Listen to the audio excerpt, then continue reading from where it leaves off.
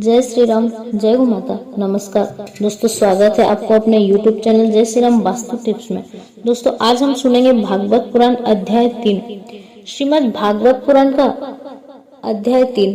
गोकर्ण उपाख्यान में जब शनकादि ने नारद जी से कहा कि अब हम तुम्हें इस विषय में एक प्राचीन इतिहास सुनाते हैं, उसके सुनने से ही सारे पाप नष्ट हो जाते हैं।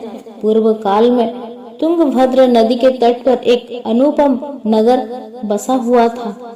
वह सभी वर्णों लोग अपने अपने धर्म का आचरण करते हुए सत्य और सत् कर्म में तत्पर रहते थे। उस नगर में समस्त वेदों का विशेषज्ञ और श्रेता सामर्थ्य कर्म में निपुण थे। एक आत्मदेव नाम का ब्राह्मण रहता था। वह साक्षात दूसरे सूर्य के समान तेजस्वी था। वह धनी होने पर भी भिक्षा जीव तथा उसकी प्यारी पत्नी धुंधली कुलीन एवं सुंदरी होने पर भी सदा अपने बात पर अड़ जाने वाली थी। उसे लोगों की बात करने में सुख मिलता था।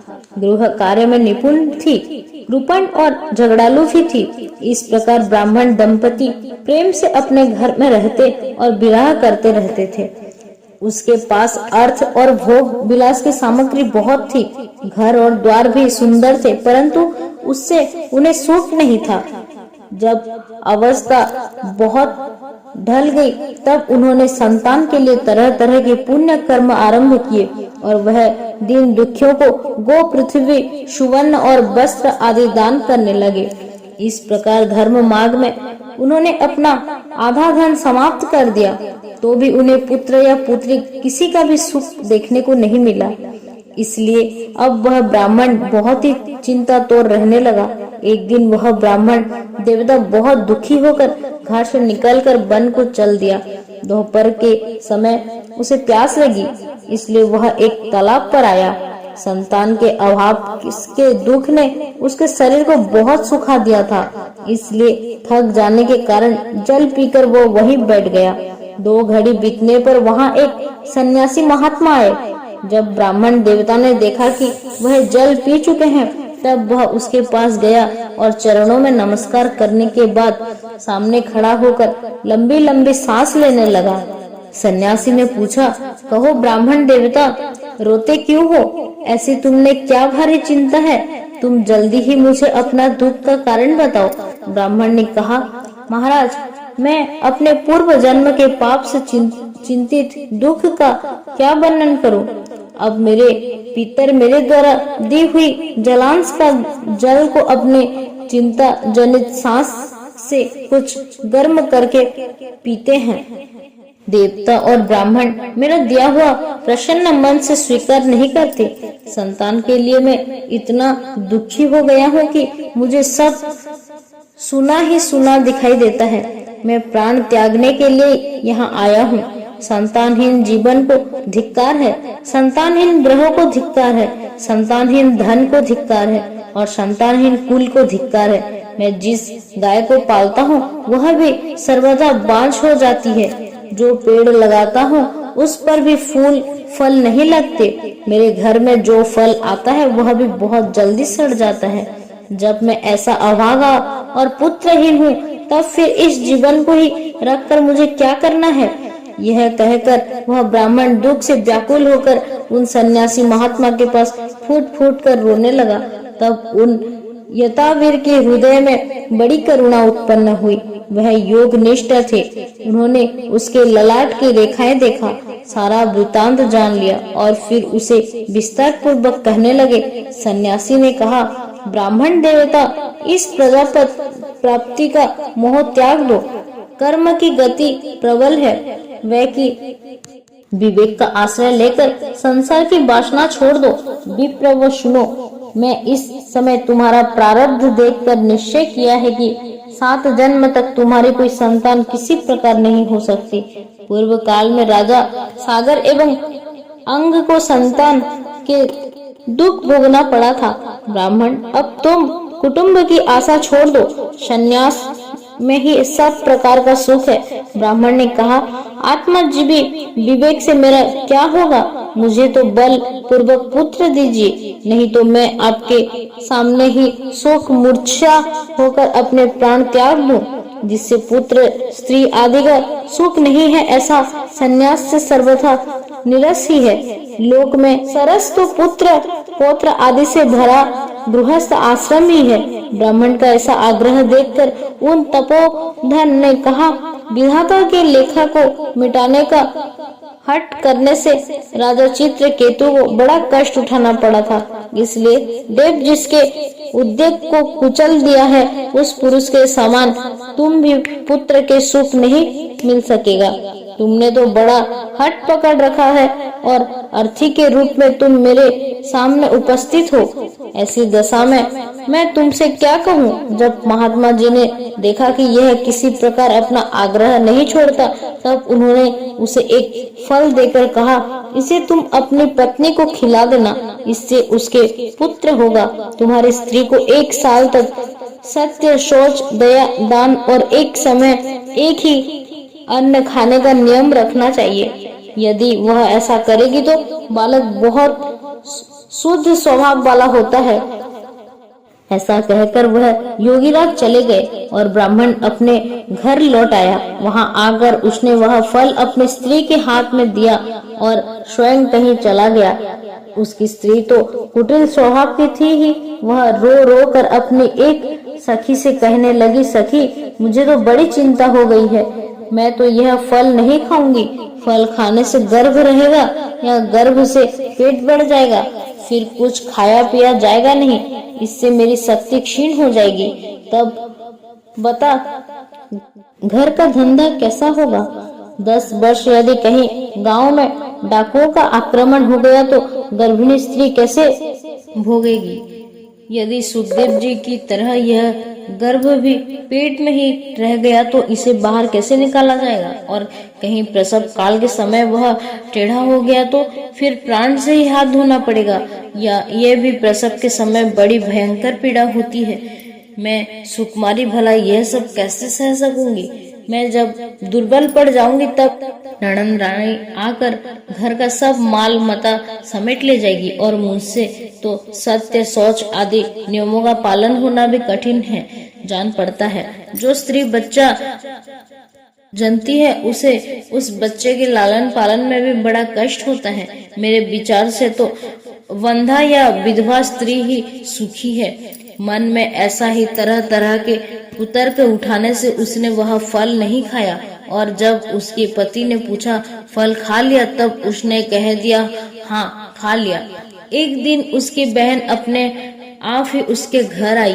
तब उसने अपनी बहन को सारा वृतांत सुनाकर कहा, मेरी मन में इसकी बड़ी चिंता है, मैं इसी दुख के कारण दिनों दिन दुर्बल हो रहा हूँ। बहन मैं क्या करूं? बहन ने कहा, मेरे पेट में बच्चा है, प्रसव होने पर वह बालक मैं तुझे दे दूंगी। तब तक तू गर्भवती के समान घर में गुप्त रूप से सुख से रहे। तू मेरे पति को कुछ धन दे देगा तो वह मुझे अपना बालक दे देंगे। हम ऐसे युक्ति करेंगे कि जिससे सब लोग यही कहेंगे कि इसका बालक 6 महीने का होकर मर गया, और मैं नित्य प्रति तेरे घर आकर उस बालक का पालन पोषण करती रहूंगी। तू इस समय इसकी याच करने के लिए यह फल गो को खिला दे। ब्राह्मणी ने स्त्री स्वभाव बस जो उसकी बहन ने कहा था वैसे ही सब किया। इसके पश्चात समय अनुसार जब उस स्त्री के पुत्र हुआ, तब उसके पिता ने चुपचाप लाकर उसे धुंधली के गोद में दिया, और उसने आत्मदेव को सूचना दे दी कि मेरे सुख पूर्वक बालक हो गए हैं। इस प्रकार आत्मदेव के पुत्र हुआ सुनकर सब लोग को बड़ा आनंद हुआ। ब्राह्मण ने उसका याद कर्म संस्कार करके ब्राह्मण को दान दिया और उसके द्वार पर गाना बजाता तथा उनके प्रकार की मांगलिक कृत होने लगी। धुंधली ने अपने पति से कहा कि मुझे तो दूध नहीं है, फिर गो आदि किसी अन्य जीव के दूध से मैं इस बालक का किस प्रकार पालन करूंगी। मेरी बहन के अभी बालक हुआ था, वह मर गया है, उसे बुलाकर अपने यहाँ रख ले तो वह आपके इस बच्चे को पालन पोषण कर लेगी। तब पुत्र की रक्षा के लिए आत्मदेव ने वैसा ही किया था तथा माता धूली ने उस बालक का नाम धुंधकार रखा। इसका बाद 3 महीने बीतने पर उस गो के भी एक मनुष्य आकार का बच्चा हुआ। वह सर्वांग सुंदर, दिव्य, निर्मल एवं सुवर्ण की सी कांति वाला था। उसे देखकर ब्राह्मण देवता को बड़ा आनंद हुआ और उसने स्वयं ही उसके सब संस्कार किए। इस समाचार से और सब लोग को भी बड़ा आश्चर्य हुआ और वह बालक को देखने के लिए आए। सब लोग आपस में कहने लगे, देखो भाई, अब आत्मदेव का कैसा भाग्य उदय हुआ है। कैसे आश्चर्य की बात है कि गो के भी ऐसे दिव्य रूप बालक उत्पन्न हुआ है। देव योग से इस गुप्त रहस्य का किसी को भी पता न लगा। आत्मदेव ने उस बालक को गो के से कान देखकर उसका नाम गोकर्ण रखा। कुछ काल बीतने पर वह दोनों बालक जवान हो गए। उनमें गोकर्ण तो बड़ा पंडित और ज्ञानी हुआ, किंतु धुंधकारी बड़ा ही दुष्ट निकला। स्नान शौच आदि ब्राह्मण उचित आचार्य का उसमें नाम भी ना था और ना खान पान का ही कोई परहेज था। क्रोध उसमें बहुत बढ़ चढ़ा था। वह बुरी बुरी वस्तुएं का संग्रह किया करता था। मुद्रा के हाथ से छुआ हुआ अन्न भी खा लेता था और दूसरे को चोरी करना और सब लोगों से द्वेष बढ़ाना उसका स्वभाव बन गया था। छिपे छिपे वह दूसरे के घरों में आग लगा देता था। दूसरे के बालक को खिलाने के लिए गोद में लेता और उन्हें चट कुएं में डाल देता। हिंसा का उसे व्यसन सा हो गया था। हर समय वह अस्त्र शस्त्र धारण किए रहता और विचारों अंध और दिन दुखियों को व्यर्थ तंग करता और इसी तरह उसमें अपने पिता की सारी संपत्ति नष्ट कर दी। एक दिन माता पिता को मारपीट करके घर के सब बर्तन भांडे उठा ले गया। इस प्रकार जब सारी संपत्ति स्वाहा हो गई, तब उसका कृपण पिता फूट फूट कर रोने लगा और बोला, इससे तो इसकी माँ का बांझ रहना ही अच्छा था। कुपुत्र तो बड़ा ही दुखदायी होता है। अब मैं कहाँ रहूं, कहाँ जाऊं? मेरे इस संकट को कौन काटेगा? मेरे ऊपर तो बड़ी विपत्ति आ पड़ी है। सब दुख के कारण अवश्य मुझे एक दिन प्राण छोड़ने पड़ेंगे। उसी समय परम ज्ञानी गोकर्ण जी वहां आए और उन्होंने पिता का वैराग्य का उपदेश करते हुए बहुत समझाया। वह बोले, पिताजी, यह संसार असार है, अत्यंत दुख रूपी एवं मोह में डालने वाला है। पुत्र, किसी का धन, किसी का स्नेहवान पुरुष रात दिन दीपक के समान जलता रहता है। सुख ना तो इंद्र को है और ना चक्रवर्ती राजा को सुख है, तो केवल विरक्त एकांत जीवी मुनि को यह मेरा पुत्र है। इस अज्ञान को छोड़ दीजिए। मोह से नरक की प्राप्ति होती है। यह शरीर तो नष्ट होगा ही, इसलिए सब कुछ छोड़कर वन में चले जाइए। गोकर्ण के वचन सुनकर आत्मदेव वन में जाने के लिए तैयार हो गया और उसने कहने लगा, बेटा, वन में रहकर मुझे क्या करना चाहिए, यह मुझसे विस्तार पूर्वक कहो। मैं बड़ा मूर्ख हूँ। अब तक कर्म वर्ष स्नेह पाशा में बंधा हुआ अपंग की भांति इस घर रूप अंधे कुएं में ही पड़ा रहा हूँ। तुम बड़े दयालु हो, इसमें मेरा उद्धार करोगे। गोकर्ण ने कहा, पिताजी, यह शरीर हड्डी मांस और रुधिर का पिंड है। इसे अब मैं मानना छोड़ दें और स्त्री पुत्र आदि को अपना कभी ना समझे।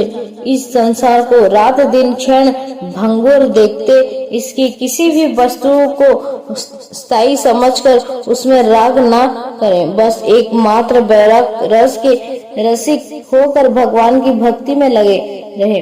भागवत भजन ही सबसे बड़ा धर्म है। निरंतर उसी का आश्रय लिए रहे। अन्य सब प्रकार के लौकिक धर्म से मुख मोड़ ले। सदा साधु जनों की सेवा करे। भोगों की लालसा के पास न भटकने दे तथा जल्द से जल्द दूसरों के गुण द्वेष का विचार करना छोड़ दे।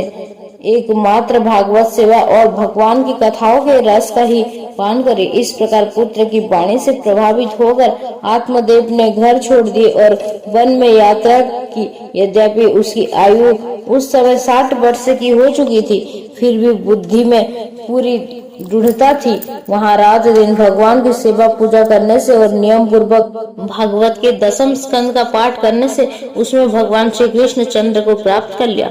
सूत जी कहते हैं, शौनक जी, पिता के वन चले जाने पर एक दिन धुंधकारी ने अपने माता को बहुत पीटा और कहा, बता धन कहाँ रखा है, नहीं तो अभी तेरी जलती लकड़ी से खबर लूंगा। उसकी इस धमकी से डरकर और पुत्र के उपद्रव से दुखी होकर वह रात्रि के समय कुएं में जा गिरी और इससे उसकी मृत्यु हो गई। रोग नष्ट गोकर्ण जी तीर्थ यात्रा के लिए निकल गए। उन्हें इन घटनाओं से कोई सुख या दुख नहीं होता था, क्योंकि उसका ना कोई मित्र था और ना शत्रु।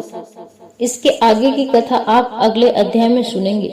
जय श्री कृष्ण। आशा करते हैं आपको आज की कथा पसंद आई होगी। अगर पसंद आई तो वीडियो को लाइक करें, शेयर करें और सब्सक्राइब करें। धन्यवाद। जय श्री राम, जय गौ माता।